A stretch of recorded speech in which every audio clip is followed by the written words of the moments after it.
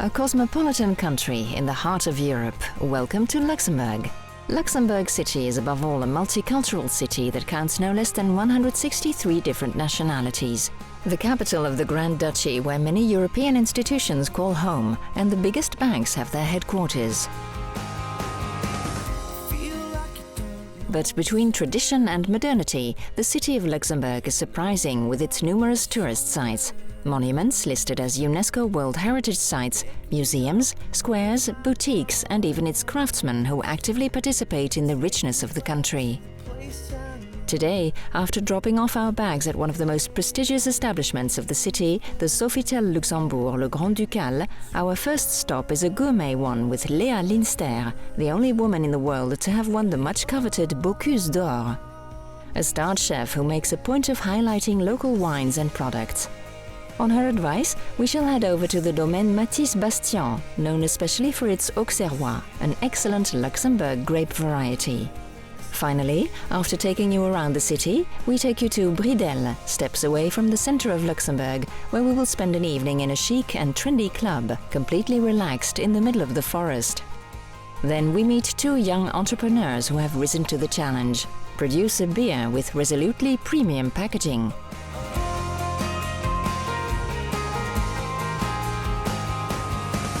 But right now, let's get settled.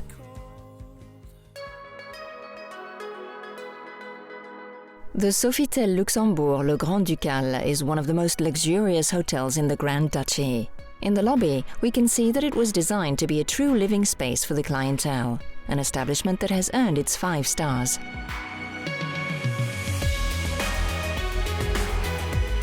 Created in 2008, the hotel offers 128 rooms and suites, including the Grand Ducal suite, the most luxurious but also the biggest in Luxembourg, with some 200 square meters of living space.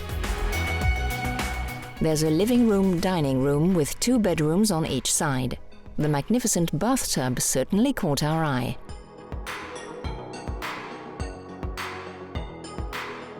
Delighting in a unique panorama of the capital city, the elegant Sofitel Luxembourg Grand Ducal overlooks the Alzette and Petrus valleys. A view that one can savor on the top floor of the hotel, where the barmen of the observatory concoct delicious cocktails.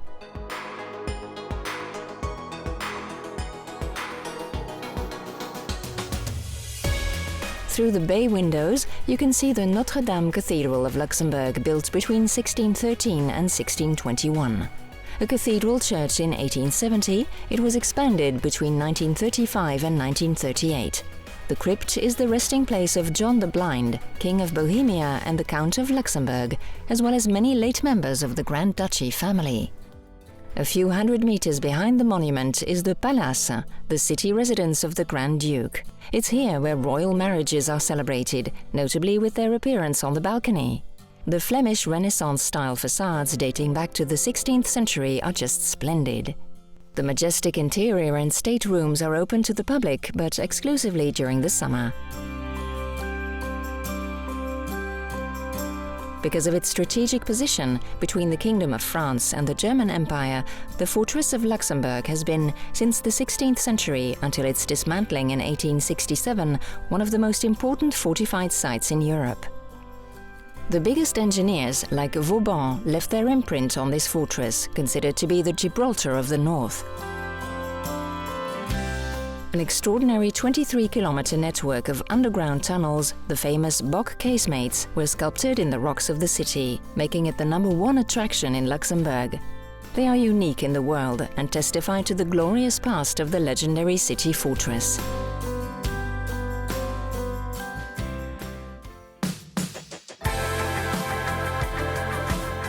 She is also part of the history of the Grand Duchy.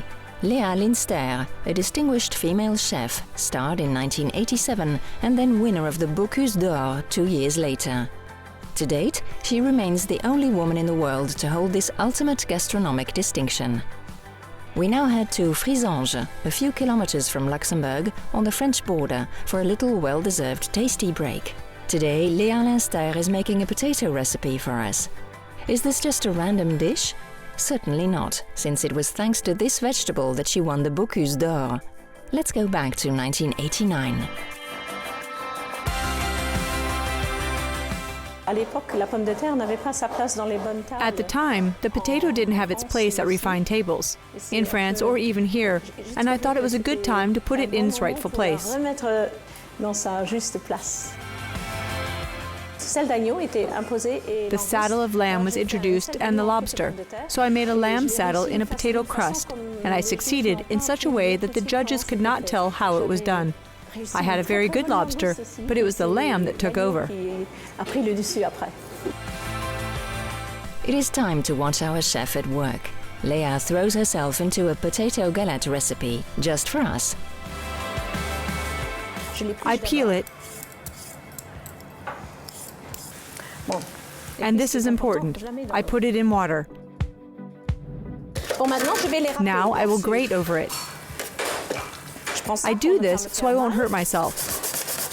And the most important thing to do is to squeeze it so there's no water.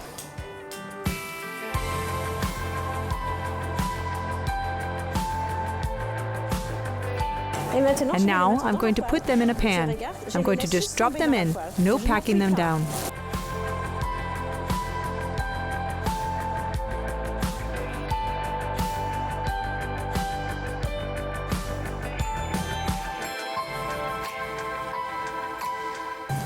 The next step is to cut the salmon very fine. There. And on top, I'll put a nice little spoonful of caviar. And there, my potato galette with marinated salmon and caviar.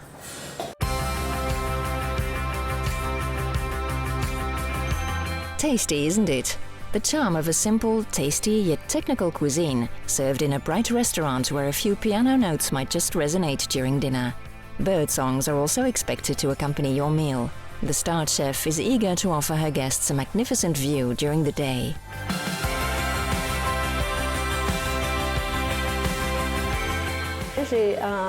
I have a boutique in the city, and I would like to move it here, to bring it to Frésange, since my son will take over the starred restaurant with me next year. And I want to serve our madeleines, our créments, our galettes that you saw on our terrace earlier, in the afternoons or at lunch, so that people can have a nice time in our beautiful garden, like a mini holiday. And as always, with love, of course. Nature lovers will adore the Grand Duchy of Luxembourg, because just outside the city centre, it's a quiet life and a green decor that is offered to visitors. Nature opens its arms, and it's not by chance that the Luxembourg Valley of Moselle, the only region where wines of the Grand Duchy are produced, has become over time one of the main tourist destinations of the country. On this wine route, we stop at the Matisse-Bastien domain.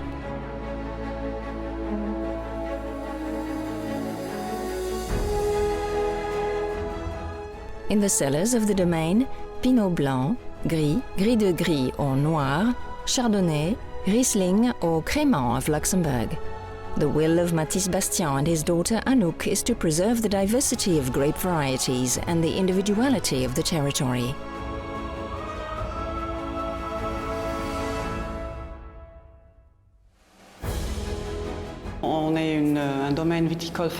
We are a family domain located in Remic, in the heart of the vineyards.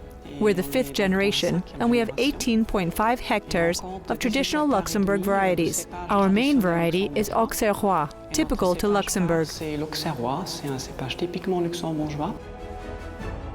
Each year, in all, close to 120,000 bottles are produced by the estate. If a large part of the stock is sold in the Grand Duchy, an increasing number of bottles are finding buyers abroad, with the Japanese at the top of the list, followed closely by the British market as well as the Thai market. Every day, an increasing number of people are visiting the domain for a taste test. It's not a surprise for Anouk Bastien, since Luxembourg wines are gaining an increasing notoriety among lovers of good wine.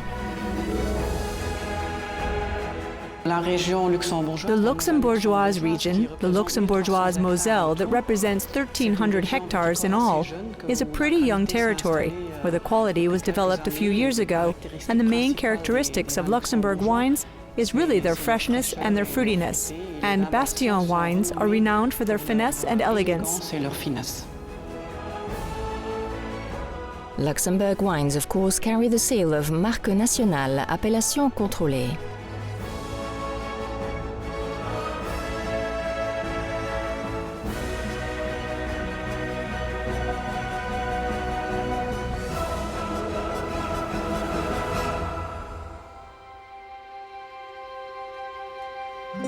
In the valleys of the Grand Duchy, it's not uncommon to discover the vestiges of the Middle Ages. Alongside the multiple ruins that reveal the myths and legends of centuries past, the many restored castles like this one at Vianden demonstrate the power of lords of yesteryear.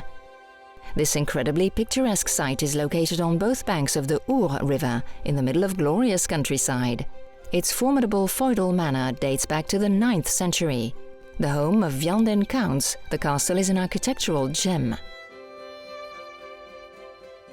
A large network of trails, perfectly maintained with signs, brings hikers through the wild nature of the Our Valley.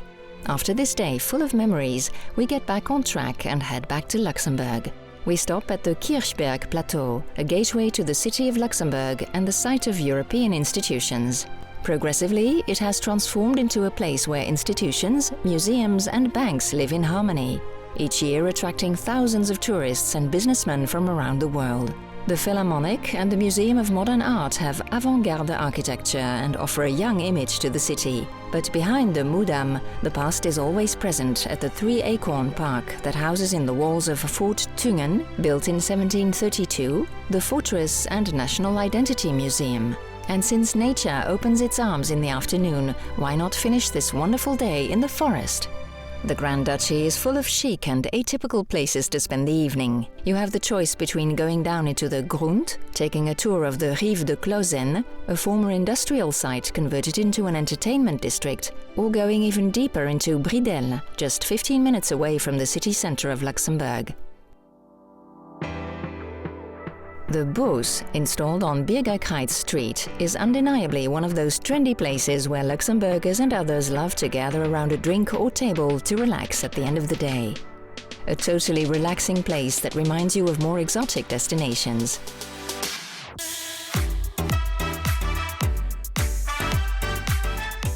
C'est un endroit atypique en fait parce qu'on a du sable. It's an atypical place actually because we have sand. We have a summery side, the beach club, the Bocuse.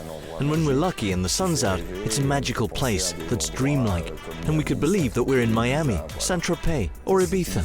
It's a green zone, so we don't have the right to build a permanent establishment here.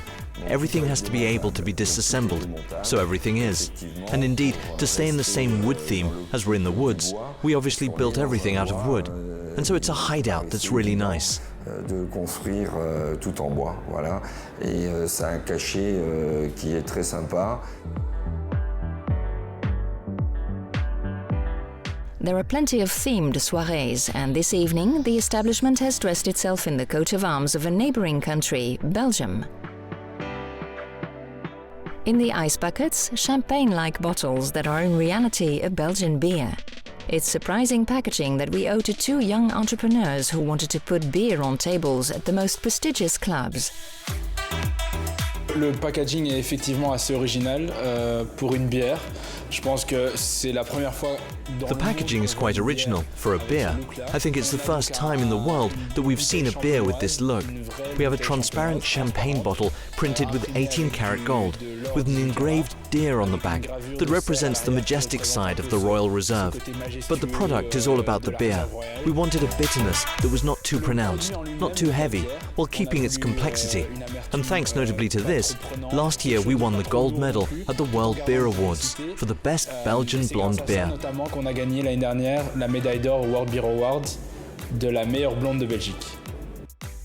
On the market for 2 years now, Royal Réserve will soon launch the new 33 centilitre format called Petite Réserve.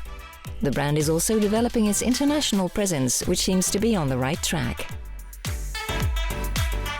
On est déjà à plus de 30 pays à l'international. Donc le produit se développe très bien. We're already present in 30 countries abroad. The product is developing very well in Europe. Asia, South America, the United States will begin this year, and the UAE, Africa. These countries are developing and will be Royal Reserve distributors this year. Et vont être distributeurs réserve royale cette année encore.